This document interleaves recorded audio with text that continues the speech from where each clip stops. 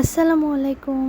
তোমার সবাই কেমন আছো? তো আজকে আমি ভিডিওটা সকাল সকাল শুরু করলাম। আর এই যে দেখো বিছানাটা গুছিয়ে নিচ্ছি। আমার সকালের বাসি কাজ কিন্তু সবই শেষ হয়ে গেছে, তো এখন ঘর গোছাতে চলে এসেছি। এই যে দেখো ঘরটা সুন্দর করে গুছিয়ে রেখে এবার বাকি কাজ করব। ঘর গোছানো না থাকলে কিন্তু মাথা এমনি গরম হয়ে যায়, যে ওয়েদার এখন গরম পড়েছে, আর ঘরটা যদি একদম অগোছালো থাকে তাহলে কিন্তু আবার মাথাটা গরম হয়ে যায়। আমরা গ্রামের বউরা সকালে উঠেই কিন্তু সারাটা দিন আমাদের কাজ থাকে, আর কোনো এক সময়ের জন্য কিন্তু আমরা রেস্ট করতে পারি না। আর যাদের ছোট বাচ্চা আছে তারা মনে করলো যে বাচ্চাকে ঘুম পাড়িয়ে দিয়েছি, এখন আমি তাড়াতাড়ি কাজ করে এসে একটু রেস্ট করে বিছানায় গিয়ে একটু শুবো, সেই মুহূর্তে কিন্তু আমাদের বাচ্চারা উঠে পড়ে। এটা কিন্তু সবার ক্ষেত্রেই হয়, আমার ক্ষেত্রে।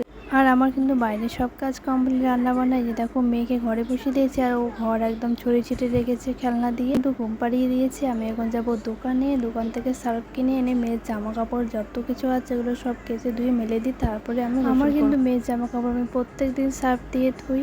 আর সার্ফ দিয়ে না